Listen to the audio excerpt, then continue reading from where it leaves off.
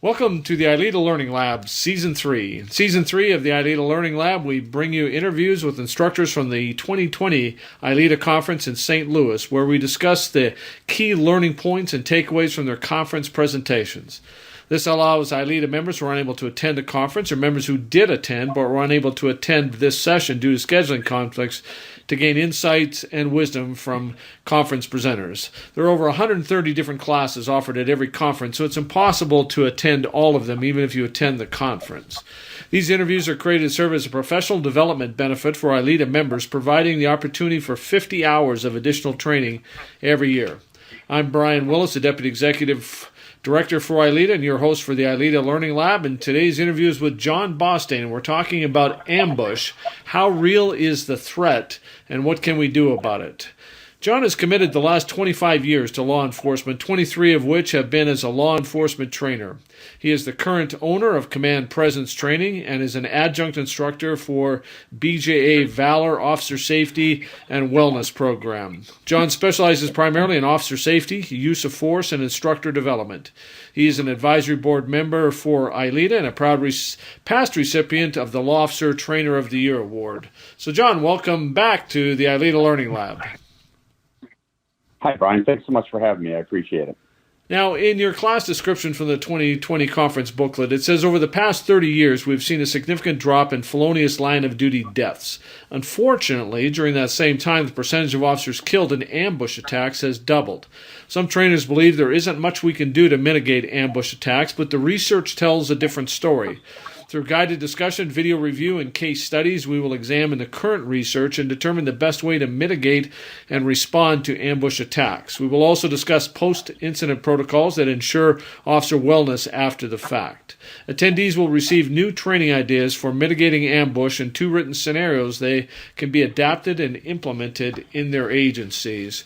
So this is such a critical topic, a top-of-mind topic for an awful lot of people about ambushes, and as you say in the description, a lot of people think there's nothing we can do about it. So why don't you talk about some of the key teaching points and takeaways from your class, John? Sure, Brian. So I wanted to start with addressing the topic from an evidence-based perspective. The truth is that there's not been a ton of great research being done until just recently about the last 5 years on the topic of ambush. And so the first thing I start with is making sure that everybody has the actual studies and the data and the research so that I'm not in front of people talking about my opinion on the topic. So the first thing I do is actually share some of the basic primary sources we use to actually develop this program. There's an outstanding report, and by the way, we give everybody access to these reports, so we're not hoarding them. We actually give everybody access through a Dropbox link. So the primary sources we're using is an excellent study called Making It Safer. It came out in 2018, and it looked at 7 years of data about officers being fatally killed in the line of duty. Most of them are things that we already think about, but there's also some that are very, very surprising, including the increase of ambush. A second study that we use was a fantastic study that came out of West Virginia in collaboration with the FBI called Ambushes and Unprovoked Attacks, where officers and offenders were actually interviewed for, the ones that were available were interviewed during the research. Then in 2016, you go back a little bit further, the COPS Office and the Memorial Fund did a great research project on ambush. And then from 2015, the IACP ambush fact sheet. And I bring that up just to say that, again, reiterate the point that we really haven't had a lot of great research until just very, very recently. And I don't think a lot of people understand just how prevalent the problem is. And when I go around the country and I talk to people and I ask about this topic, the general response I get is people say, yeah, it feels like, it seems like there's more ambush attacks, but is that really true? And that's what got me thinking about this presentation. So I wanted to go and say, hey, is this just paranoia, or is there data that backs up this feeling that a lot of people have on research or on ambush? And that's kind of where I started my project and my work on this topic. Excellent. So what are some of the findings of those sources and some of the key information that you passed along then? Yeah, so one of the primary things I did, and again, some of this comes as a surprise. I know I was surprised and had to read the research a couple times to make sure that I wasn't off on it. So if you go back about 30 years and look at the data by decade, and you look at felonious line of duty deaths, so we'll go back to the decade of the 10-year period covering 1987 to 1996. During that 10-year time period, we had 701 felonious line of duty deaths, and we'll just call them what they are. They're murders. These aren't accidents. These aren't vehicle-related type of things. These are actual felonious line of duty deaths and murders. And if you go back, 701 died in that decade of 1987 to 1996. Of those, about 10.8% were ambush related. Now, if you fast forward to what we have going on today, the latest data we have is 2007 to 2016. Now, that decade, we can look at the data, and a little bit of good news is that line of duty deaths, the felonious line of duty deaths actually dropped. Not huge, but it went from 701 down to 509. Now, again, when I look at that, obviously 509, we don't want that many officers murdered. But when I looked at the data, the shocking thing is that now 20.6% of the officers are actually dying as a result of ambush. In fact, ambush is the largest category of felonious line of duty deaths for that decade. So that caught me a little bit off guard, and it reiterated that it's not just a sense or a feel that ambush attacks are on the rise. The reality is that it's nearly doubled in the last 30 years. Now, is there consistency in classification of ambushes, or how are they describing what an ambush is, how it would fall into that category? Yeah, that's a great question. There are several different definitions and things like that. Some people call it provoked, unprovoked. There's a couple different spontaneous and non-spontaneous and things like that. So the one area where everybody kind of agrees on is an ambush can basically be categorized by 4 criteria. So rather than provoked, unprovoked, and things like that, almost all the literature lines up on these 4 characteristics that describe ambush. So if you want to create a definition of all of them combined, an ambush attack is by definition, it is a sudden attack that is usually involves an element of surprise. So it's sudden. It comes as a surprise to the officer. But one of the key things is that there's a lack of provocation, meaning the officers were generally not engaged with somebody on a traffic stop or other things. These were literally unprovoked. And then the biggest one is that the offender responds with an inordinate amount of force. They call it excessive force, meaning somebody that would normally get pulled over for a traffic stop, the type of person who's going to ambush an officer, that a traffic stop in the grand scheme of things seems fairly minor. Yet people are responding with deadly force is actually being used against the officer. So if you kind of want to take all the definitions and line them up, an ambush can be defined that it's sudden, it comes as a surprise. There's really no provocation as a general rule, and the force being used by the offender tends to be excessive, just disproportionate to the interaction that may have occurred. So rather than get into, I'm a kind of a simpleton when it comes to stuff like this, and when I share information, rather than give a textbook definition of 5 different studies, those were the characteristics that I found across all of them. Excellent, and that certainly makes it far easier for people to understand what it is that you're addressing with this. So what else is there that you found from your research, from the literature, from the sources that are out there and that you shared in this class? I think what comes as the biggest surprise when I talk to people is some of these characteristics of an ambush attack. So the first thing that we realize is that 40.7, and again, I know I have a lot of data, but I think it's important to kind of set some context. So 40.7%, so that's a pretty significant number of all ambush attacks are occurring between 9 p.m. and 3 a.m. Now, I don't think that comes as a large surprise. We tend to look at the OCA data, and we know that attacks against officers and assaults on officers generally occur during hours of darkness.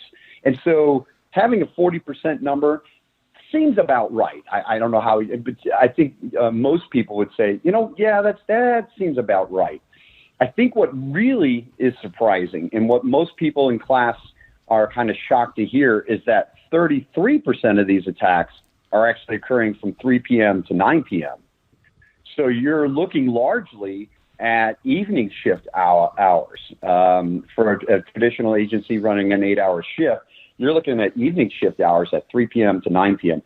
I think that comes as a surprise to most people when we talk about it, because there's a tendency to think that ambush attacks are largely occurring late at night, ambush or midnight shift and things like that. And the data just doesn't say that.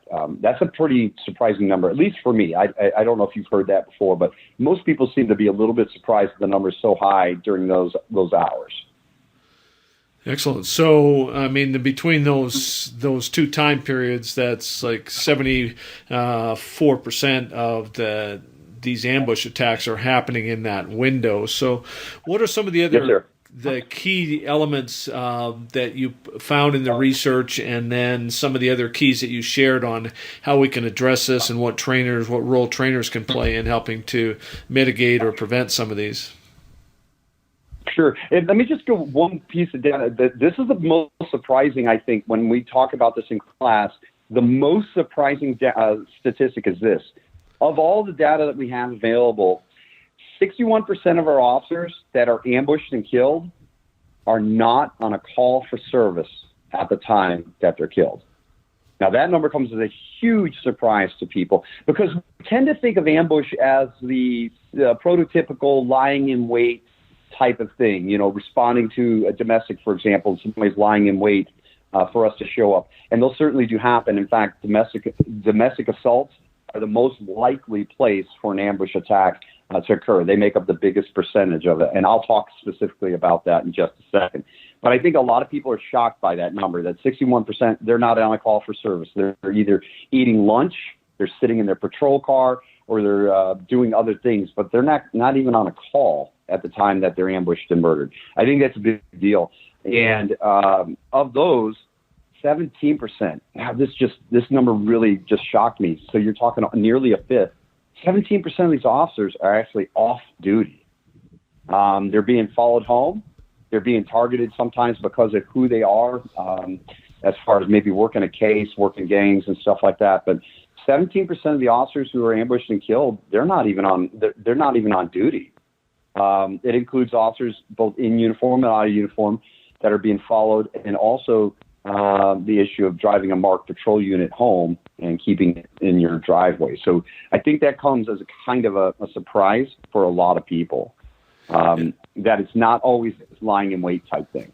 Now, was there any nexus or link in the data on that 17% of officers that were off duty, whether this was like immediately following their shift, where it was somebody following them home from work, or whether it was at other times that would appear to be more random? For the most part, they were intentionally targeted. The data, we do have a couple of those random, as you suggest, but overwhelming the data was suggesting that these people were targeted either because of working a particular case or specifically because they were in fact law enforcement. And is there something in the research that would indicate how many of these officers, and I realize it's probably very difficult to determine, but how many were targeted simply because they were law enforcement officers? Yeah, they didn't give us a number in the research. They didn't definitively come out and give us a number. They just made mention that a number of them were, in fact, targeted specifically for being, when they talked to the offenders, they were people that had an animosity towards law enforcement. They didn't give us an exact number of how many offenders self-reported that.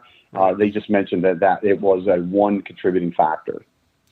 Excellent. So a lot of great data and evidence and statistics to set the stage. Did you go into any more of the statistics or evidence, or did you move on to other elements from there? Well, next we started then talking about the mitigation strategies and things like that. The reality is we all know that we can't prevent all ambush attacks. But I think we can do more stuff than people actually realize. And so in our class, we specifically talked about some of those things. Some of the I hate to say it, Brian, but some of the stuff is just getting back to basic stuff that we should be doing already, where complacency or other things may have come in, and kind of, we've just got to get back to doing some of the basics. So we talked very specifically about some of the things we can do from mitigation standpoint. And specifically, I think there's things that trainers really need to focus on when they're teaching on this topic, or any officer safety topic. So I start off with the first thing I think as trainers, the first thing we need to stop doing is using, I call them cop cliches.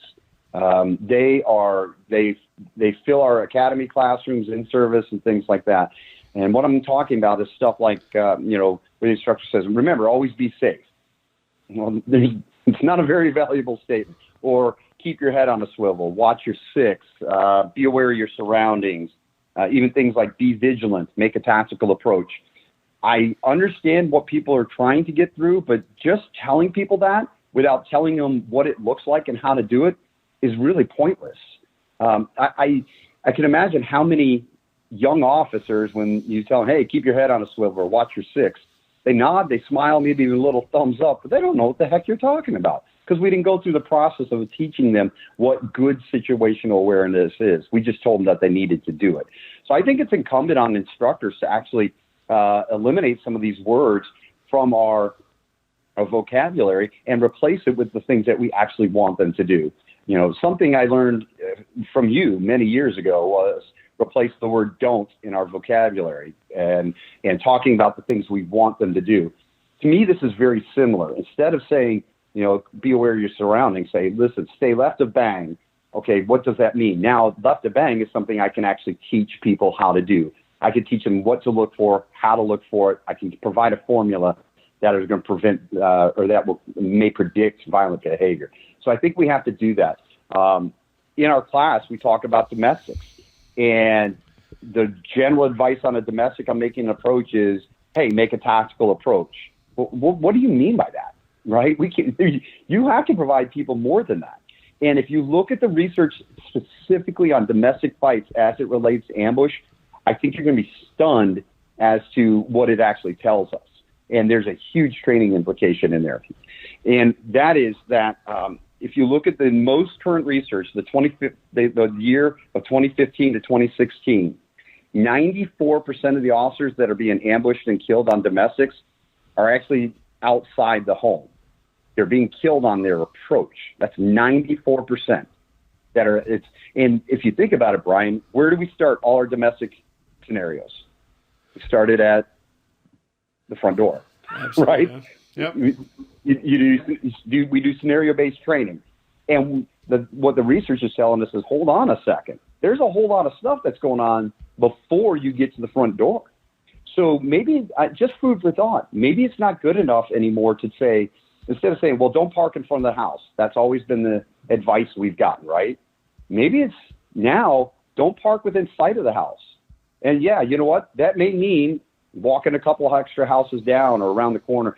And I'm not trying to be overly dramatic, but if we're saying that 94% of the people are on a domestic fight, the ones that are dying in ambush are being shot at a distance, and the rifle is now the primary weapon, if you look at the 2015 to 2016 data, guess what? It just makes sense for us to park out of sight of the house and make an approach from there, which would be the utilization of cover and kind of a bounding from a point of cover to point of cover on our approach. And I think we got to do better as trainers. We've got to change, let them actually make a tactical approach on a domestic instead of starting domestic scenarios right at the front door. And let's be honest, most domestic scenario training, we put people in the scenarios, it's about their communication skills, which is very important. But we've got to do better on the approach side of things. So that was a huge topic of discussion in our class. Now, it seems to me that the FTOs, PTOs play a huge role in that. A lot of places have limitations from a facility perspective to be able to do significant training on approaches. But if the FTOs, PTOs are part of that continuation of training and understand what's being taught, then they would play a significant role in helping officers to understand what this actually means. Is that part of this? Oh yeah, absolutely. There's zero question about that. Let's be honest. I think you and I have agreed over the years. Our FTOs are probably one of our most valuable resources. Unfortunately, I think sometimes our FTOs are not being utilized properly, meaning that somewhere along the line, their role as trainer got diminished, and it became all about evaluations and observations. Now, I'm not denying it at all that those are important, but the FTOs really need the ability to get back to teaching and training things just like this and being okay with breaking down some of those old cliches.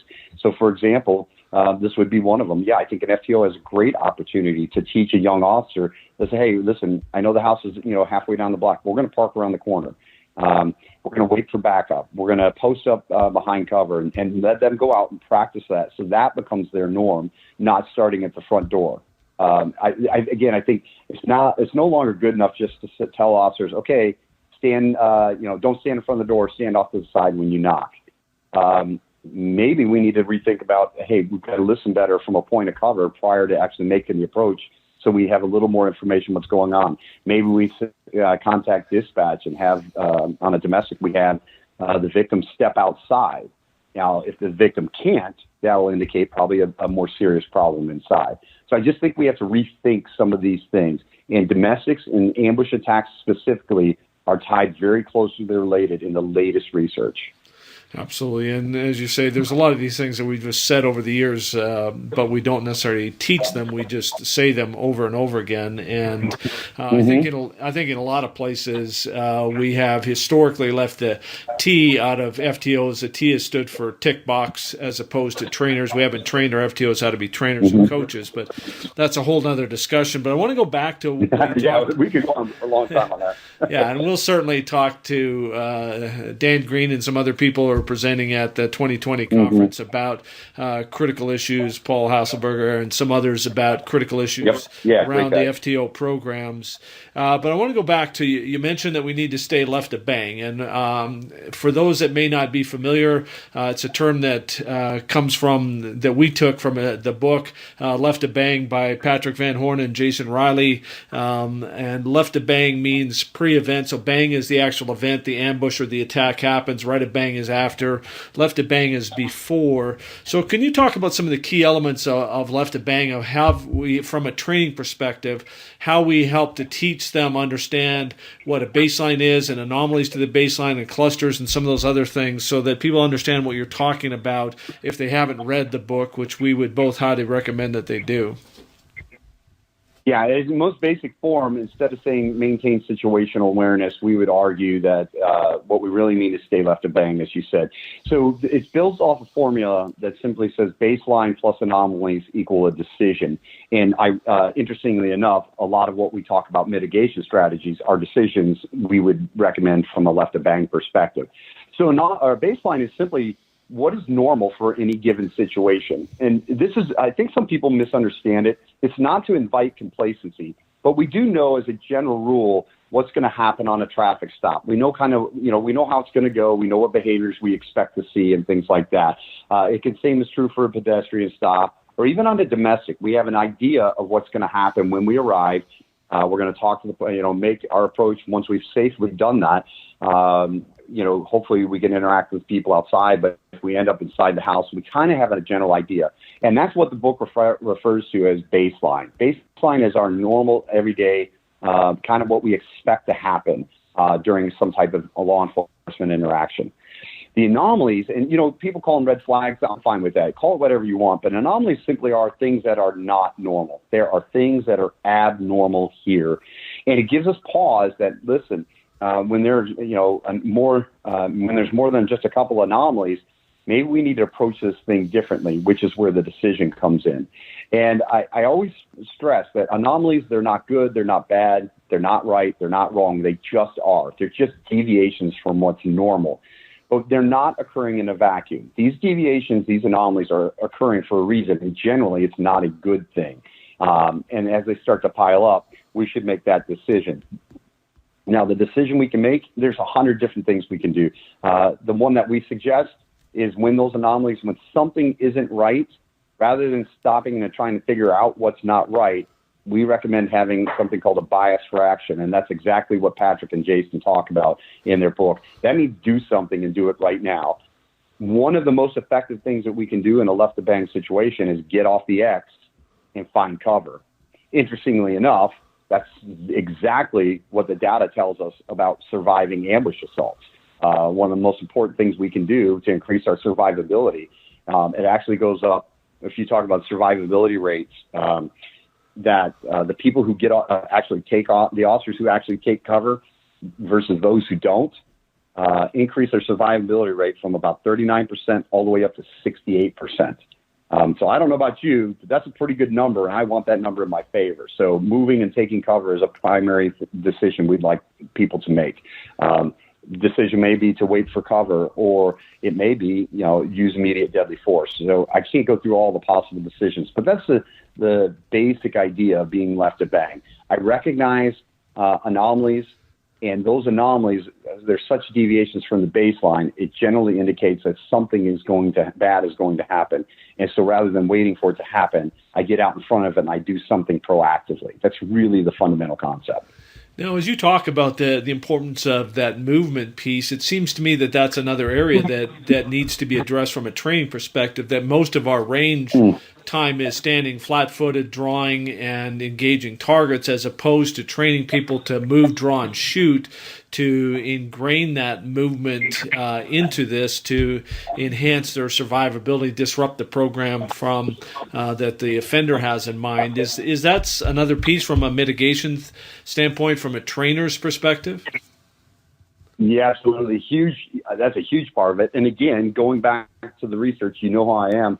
Going back to the research, returning fire, actually getting your position, getting off the X, finding cover, but returning fire actually increases survivability rates. Again, it's exactly the same as taking cover. When the data tells us that you can increase survivability rates, 39% of the officers that didn't return fire versus 68% who did. You have a survivability rate of about 68%. Just by returning fire. That's huge. Again, it's not. I would like it to be higher, but I'll be happy to take a nearly 30% jump in my survivability rate by just simply moving, finding cover, and returning fire. And we've got to do more of that on the range. And again, not to get too far off topic, but for science, they have a great program that I just attended recently, and they talk about time. They talk about discretionary time and non-discretionary time. What happens in a lot of incidents is that we compress time absolutely needlessly, meaning we break cover or we push in on a subject or something like that, when sometimes the smartest thing to do is contact that person from cover. So that, to me, is another huge training issue, which means those are the things we've got to be doing on the range. We should be getting off the X, moving to cover, returning fire, if we want to get serious about mitigating ambush. Because, again, that's what the data tells us it takes. It's those things. Absolutely, and I mean, cover is one of those things that often gets talked about on the range, but there's no actual training of it, of having people move, draw, shoot from a position of cover, or if there's no cover available, to move, draw, and return fire. And so, what are some of the other elements that you talked about during the mitigation strategies component then?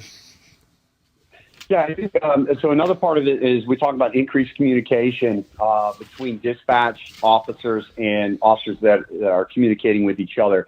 It seems to be an unfortunate thing that's kind of occurred. It seems like over the last many years, is that with the advent of computers in our cars and things like that, the communication amongst officers doesn't seem to be as good as it used to be, and certainly there's not as much communication with dispatchers. So during our class, I point out a very sobering statistic, which really should bother most of us. And if you look at the Make It Safer report, it's an analysis of 1,016 fatal encounters for law enforcement.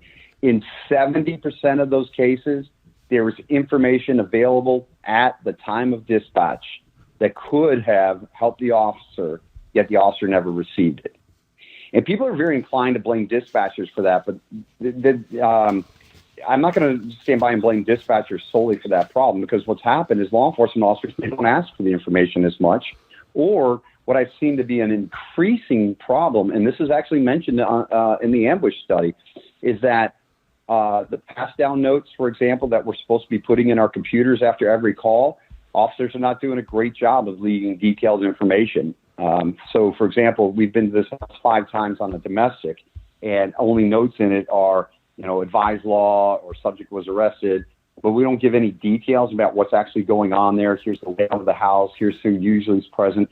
I think officers can be helping each other a lot by doing much far better detailed pass down notes in the computer.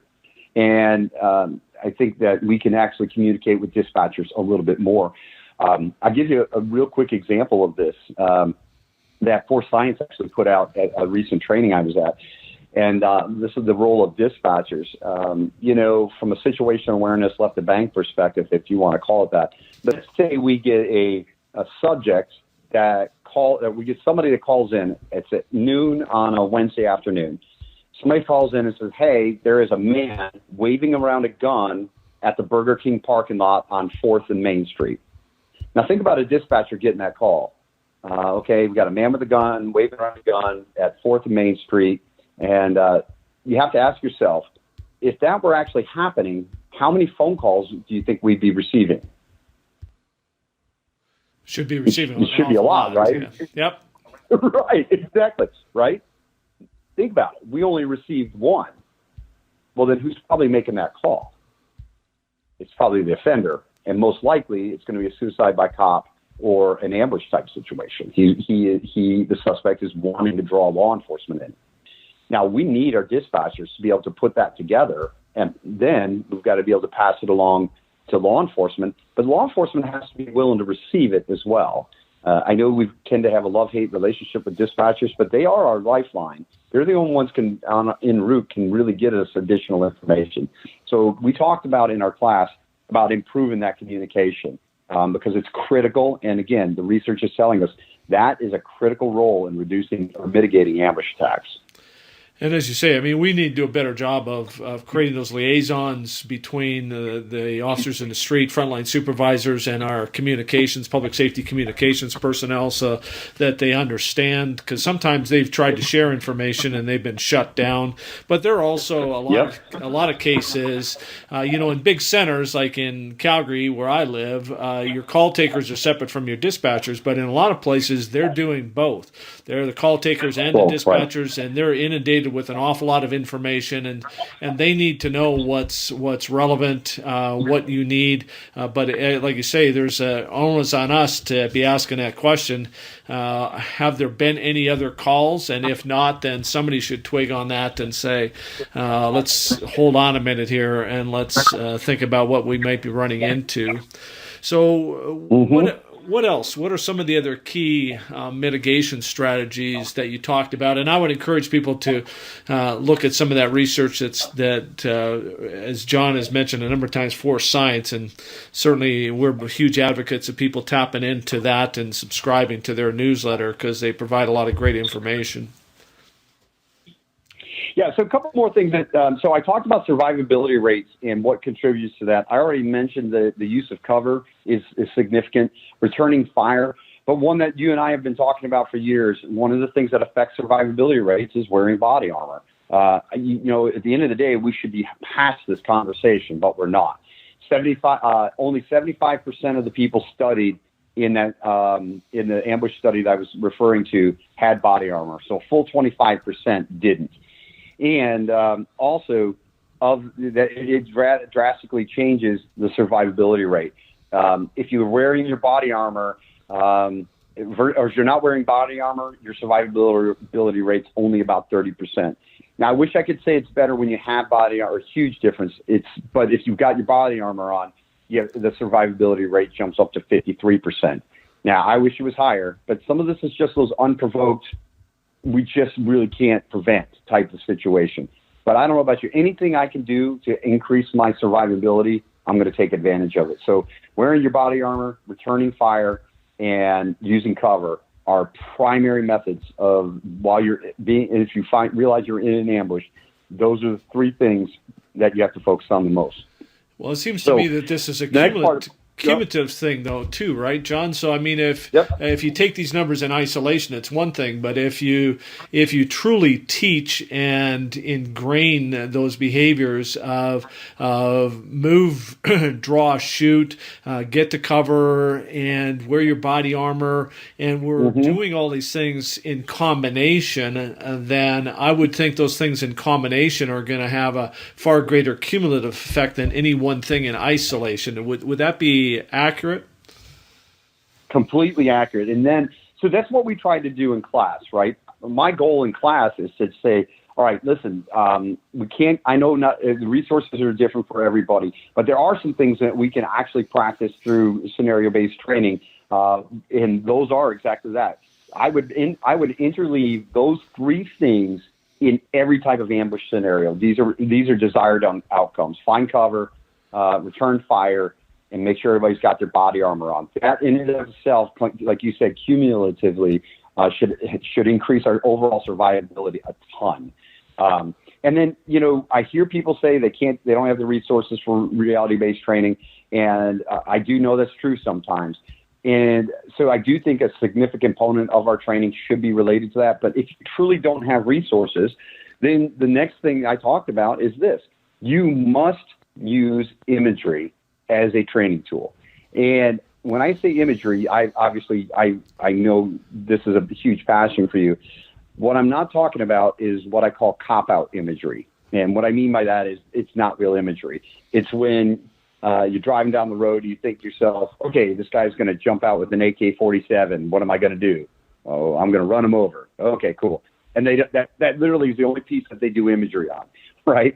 What imagery should be is as much of a full body experience as it can, meaning I can physically feel myself, let's say, approaching a domestic. I want to imagine the call that came in. I want to imagine if there's any anomalies.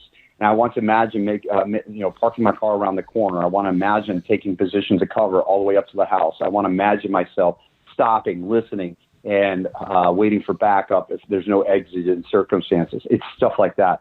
I think people just don't fundamentally understand or at least use imagery as fully as they can.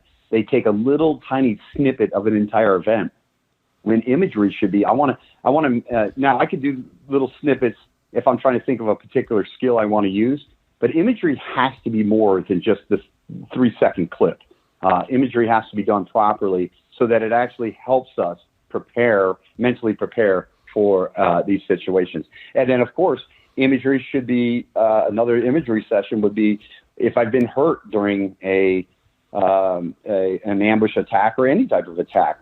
Once I've actually eliminated the threat, I should have entire imagery sessions on, mentally using imagery to put my tourniquet on and imagine how hard it is when there's all this blood and things like that.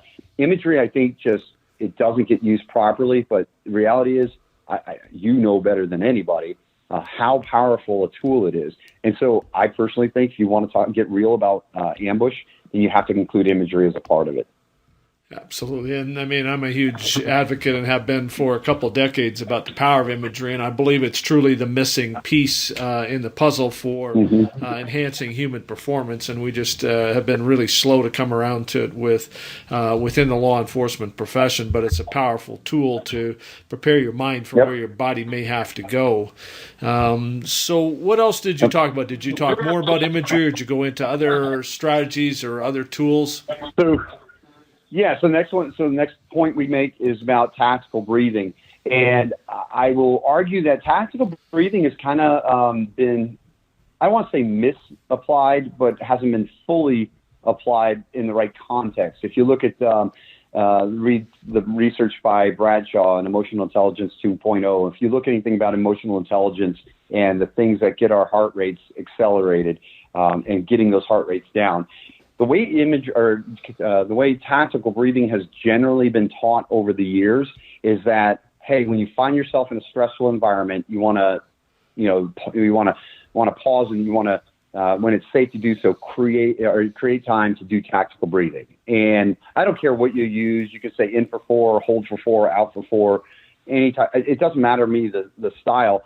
The problem with the way we've always taught it is that it's something to be conjured up and done when the crap is hitting the fan. But if you look at the research on the issue of tactical breathing, the best way to do it is actually to do tactical breathing exercises routinely throughout the day. It could be 7, 8, 9 times a day. And it's actually about doing it when you don't need it. So getting ready for work in the morning, you're putting your body armor on, things like that. You could do, 2-3 minute tactical breathing exercise. When you're if you are frustrated by something, sitting at work or sitting in traffic on your way to work, do a tactical breathing exercise. The idea behind doing tactical breathing exercises on a regular, frequent basis is that your body will autonomically revert to tactical breathing when the heart rate goes up due to hormonally induced stress, which describes a lot of situations we're in, whether it's, like I said, we find ourselves in an ambush or an officer-involved shooting or a domestic fight or pursuit. Rather than having to pause and conjure it up, you can actually teach your body to react autonomically with tactical breathing when your heart rate gets accelerated through hormonally induced stress. And so one of the things we talked about in class is, listen, tactical breathing is a huge part of being able to get yourself under control. It helps you make better decisions. And clearly, if you've been injured, it's a way of helping control bleeding and things like that. I just think we haven't taught it really properly all these years. And I think it's a very easy thing to implement in our daily lives. And I would argue that we haven't taught it at all, that we have talked about it for years in brief snippets, and we might have had people do 2 or 3 cycles of it in a class, and we talk about it a couple of times, but I don't think that we've actually taught it and made it a habitual response. And so I think I agree 100% with you that we need to actually teach it, starting at the start, week 1 of the academy, and then teach it throughout people's careers. So great point, and it's like you say, it's a great tool, simplest, most effective tool we have to control some of that stress response. And as Viktor Frankl said a long time ago, there's always a gap between the stimulus and the response, and if we can teach people to breathe in that gap, it's going to be hugely helpful. So you talked about imagery, you talked about tactical breathing. What are some of the other keys that you talked about? A lot of great information here.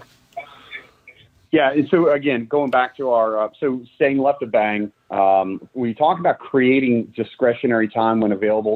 And we spend a little less time on that than normal, only because we're talking about ambush. And a lot of times we're just in a non-discretionary time framework. But if there's opportunities for us to create time, then that's exactly what we want to try and do. And that usually, again, reverts back to cover, using physical barriers and things like that. So we talked a little bit about that. And then the last thing that we kind of close out with is absolutely have to talk about casualty care and rescue tactics. This is an area that, thank goodness now that tourniquets have become the norm, and most people seem to be carrying them on their body. They're not sitting in their go bags. I think 10 years ago, the number of officers carrying tourniquets was almost none. Nowadays, when I survey a class, I'd say 80% of them say they carry their tourniquets and they're carrying them on their person. So we can be extremely happy about that. But if you're going to do any type of ambush training and things like that, the likelihood that somebody's going to be injured is going to be very high. Therefore, any ambush training that people are doing must include a component of self-care, but also rescue tactics. How are we going to get people out? And with a huge caveat, a lesson learned from Dallas that nobody wants to talk about, and I understand that maybe some feel it's disrespectful, but it is simply a reality. Our desire in an ambush type attack is to get immediately in and get to the officer and get them the care that they need. And I absolutely understand that. But there also is a safety portion. What happened was the second officer to respond started doing caring to the first downed officer, and rather than dragging him off the X and things like that, actually got taken out himself because he was attempting to render aid before he was able to get to a position of safety. So with that, I think, is a huge conversation we need to have. It's something we need to put in our training. I think our first inclination, our human side, our law enforcement side, our brother and sister side wants to do immediate care. But the bottom line is not if it's going to expose us to even more danger. We've got to get those folks off the X to a point of cover. So we kind of close out our session with that topic. Now, and I'm a huge believer in both those things that you talked about. From a casualty care and the tourniquet perspective, one of the things that concerns me is in some agencies it's left up to the officer where they carry their tourniquet. So if you're down and I need your tourniquet to save your life, I shouldn't have to search you to find out do you have one and where is it. I should know exactly where to go on your body. Is that part of this, that we need to be more consistent, not only in the training but in the where people are carrying them, so that when we need them we can access them on a fellow officer very quickly? Yeah, so I think that's a great point. Now, if you want to carry a second one on your ankle or something like that, I'm all for that. But I do think that there's great value in consistency, especially under stress, if we're all carrying them in basically the same place, whether, if you've got an external carrier, that we're basically carrying it in the same type of place. Because the truth is, it needs to be accessible from both left hand and right hand. So we have to consider that. So I would agree with you on that, is that tourniquets should be accessible, to our partners just as much as ourselves. So, yeah, I think that's a great point. I would absolutely recommend that.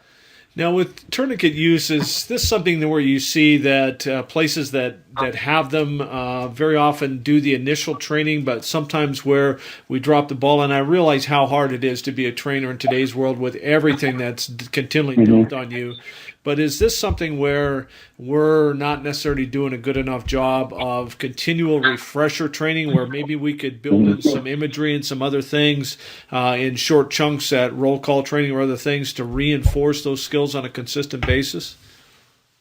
Yeah, no question at all. And again, it's kind of like anything else. We do the initial training, and then we consider people quote unquote trained when any trainer with their salt knows it's not true. We've got to have that ongoing training. And I tell you, I have come across some agencies who do a tremendous job with this, right down to using during some of their scenario-based stuff. They have the training tourniquets.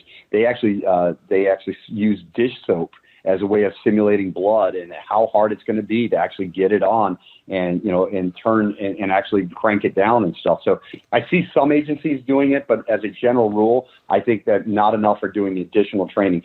And again, that is, if we're not going to do it, then bare minimum, we can be in roll call and run people through an imagery session of using your tourniquet. But I will tell you, Brian, I don't know if you're seeing this. I know you travel quite a bit throughout North America. Roll call training is becoming a thing of the past, and it's really I don't want to get too far off topic. It's a soapbox for me. It's a really missed opportunity. What's happening is a lot of agencies, they're either not doing roll call, they're not even meeting for roll call anymore. They just go 10-8, and anything that they need is in their computer. And the days of roll call training seem to have gone out the window, that we're not actually using it, as Gordon Graham talks about every day at training day. We're not using it like that anymore. We're just getting guys, folks, we're getting them briefed up for 2-3 minutes or 10 minutes most, and then we send them out there 10-8, getting service. And I'm seeing that we're just missing huge opportunities. I think we got to go back to roll call training on a regular basis with a planned, like a laid out schedule plan that instructors can put together. And I just don't see it anymore. Not like I did 20 years ago, that's for sure. Well, I would agree with you that roll call is a missed opportunity. I think in a lot of places there never has been roll call training. There's been roll call, but it's just running through, stolen autos, who we're looking for, a couple things like that. But we've missed. And again, it's one more thing to dump on trainers, but we need to find a way to develop those skills within our frontline supervisors or your adjunct instructors that are working patrol or your FTOs, PTOs, to be delivering some of that training, but find a way. We cannot just expect people to do it if they don't know how to teach how to train. They're going to default to what they know and what they're comfortable with. So a great point. Yeah, no question. Like you say, a tremendous opportunity.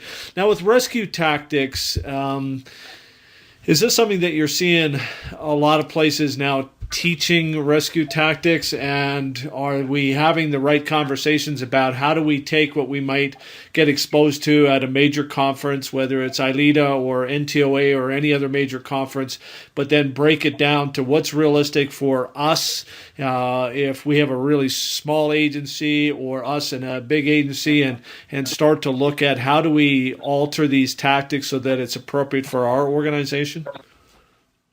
Sure, no question about that. And listen, I'm just going to go ahead and give huge props to the Valor program. For those who are not familiar with Valor for Blue, I have the privilege of working with them. We have entirely free training courses on casualty care and rescue tactics and things like that either are done as part of there's a great initial, but these resources are free. Even the smallest agency can have have Valor come in and do training on tourniquet use and rescue tactics and things like that, and provide additional information.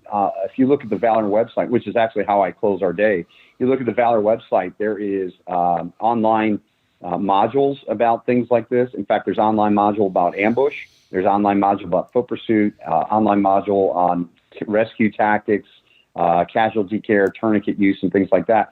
So I think part of what we have to do is, I could agree with you completely that we need to be more hands-on. We need more opportunities. But there are some resources out there that I think people don't realize. And one of my favorite resources, one of the things I do when I'm working, this is a new topic for me, I have to admit. I've never taught on ambush before. It was a brand new topic. So I immersed myself in the research and I talked to people because I thought it was important, even though it was a little bit out of what my quote unquote normal stuff. But a lot of stuff I get right from the Valor program. So I think valorforblue.org is a tremendous resource. Every officer that's listening to this right now can actually get those free resources. That is a way I think that we can do some additional follow-up training when we don't have the actual resources to continually have full-blown training scenarios and stuff like that. I like Valor for that purpose. Now, is Valor, are those programs online available to officers outside of the U.S.? So if officers in Canada or other places around the world? That's a good question. Let me ask that, and then in a future episode, we could do a quick ILETA note or something like that to let them know. I'm not 100% sure. It is funded by the U.S. Department of Justice through the Bureau of Justice Assistance, so there may be some restrictions.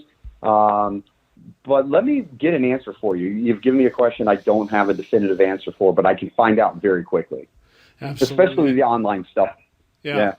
And like you say, Valor's doing some tremendous work, and you do a lot of work with them and got some great training. And again, it's in times of budget constraint like we're facing now, to be able to access quality training at no cost to the organization is huge.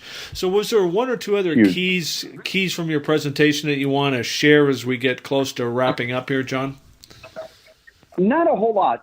Again, I kind of wove, my purpose was to weave the actual data in between. So those were kind of the main things that we talked about. Again, dropping the cliches and replacing things like situational awareness with left to bang. Talking about increased communication with dispatch. We spent a good deal of time talking about the domestics because the numbers have drastically shifted so much the past couple of years. Listen, I don't know about you, but for me, when I read that 94% of the officers that are being killed on domestics they're not even in the house. They're out on an approach. To me, that was a huge thing. And I thought, wow, if we could mitigate just those types of line of duty deaths, it would be huge. Again, I go back to the combination of body armor, returning fire, and the use of cover is huge. And then again, I just reiterate the importance of mental preparation through guided imagery and not copping out. I don't like lazy imagery sessions, for lack of a better term. I just think that it's such a valuable tool. We've got to take advantage to get the most out of it. And the truth is, all high performing units do guided imagery. Navy SEALs and Army Rangers and even firefighters. I mean, people, the Blue Angels. I mean, it's a powerful tool, and I never have understood why we won't use it in law enforcement as a general rule. It's something that we should teach effective imagery to basic students and then carry that on. And I could see whole entire roll call sessions of just imagery if it was part of the agency culture. And then lastly, the tactical breathing and casualty care. So those were the primary things. It's only an hour and 45-minute block. So that's about as much as we could get in. Yeah, absolutely. And a lot of great information. And I'm as you well know, I'm a huge advocate of imagery and the power of imagery, and it's something that we need to pay more attention to. It's part of high performance, as you said, in all of those units, but also every Olympic athlete, high-level collegiate athlete, the best performers in the world are using this tool. There's a lot of science. John's a big science, evidence-based guy. There's a lot of evidence to support the effectiveness of imagery. So a lot of great information. John, what's the best way for people to reach out to you if they want to get more information or find out more about the services that you offer? Yeah, so my email address is jbostain, BOSTAIN, at commandpresence.net. And that's the best way to get a hold of us. Our website is commandpresence.net. And again, I'll just throw a plug to Valor for Blue as well. That's valorforblue.org, the word FOR, not the number 4. So valorforblue.org. I can guarantee it to U.S. residents, and I'll get you an answer on the other stuff. So that's kind of one of my huge takeaways is I hope that people will follow up and learn a little bit more about the resources we provided and some of the other training programs that we also provided our organization. Absolutely. And for any of the Canadian or UK listeners that are listening, if you're searching for Valor for Blue, it's the U.S. spelling of Valor, not the Canadian spelling of Valor. So just in case you're having trouble with that. So, John, there's a question, a new question that I'm asking everybody that we're interviewing here in season 3. And so that's, what's one piece of advice that you received or a concept or philosophy that you were exposed to in your career as a trainer that has helped you to become a better trainer? So I attribute this to you, not blowing smoke. The one thing I learned is that it's never about you. Great trainers understand that it is never about them. It is about the people sitting in front of you, and they deserve everything that we have. Whether we're having a good day or a bad day is really irrelevant.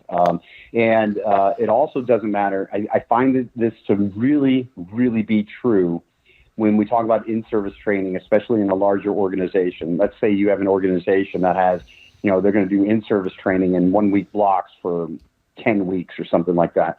Well, usually people are very excited about the first week of training because most of your young officers, really high energetic officers are there, so it's a little more fun.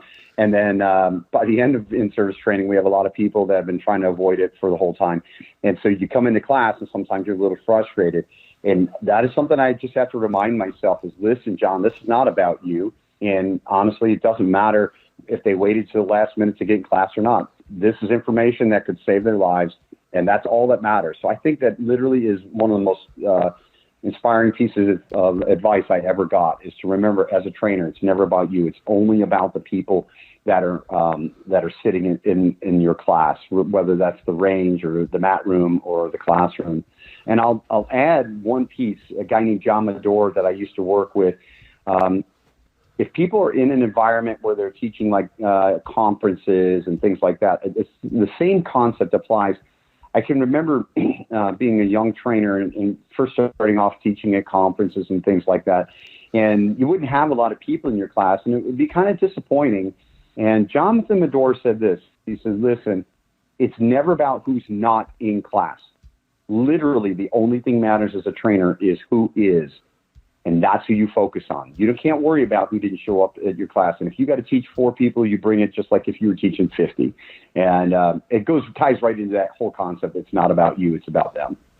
Excellent. Great advice. And again, that piece around teaching at conferences, it's good for the ego to have a big room that's full of people, but it's far more engaging a lot of times when you have a smaller group and you can have some of those in-depth interactions and conversations and actually make an impact. So great advice, John. So John, I want to thank you for making time for the interview. I know you're a busy man. You got a busy schedule, but more importantly, I want to thank you for your 25 years of service to the law enforcement profession and your 23 years of dedication as a trainer and all of the things that you have done and continue to do to make a huge positive impact on the law enforcement profession. So for everything that you have done, everything you continue to do to raise the bar for us as a profession, I truly want to thank you for your service.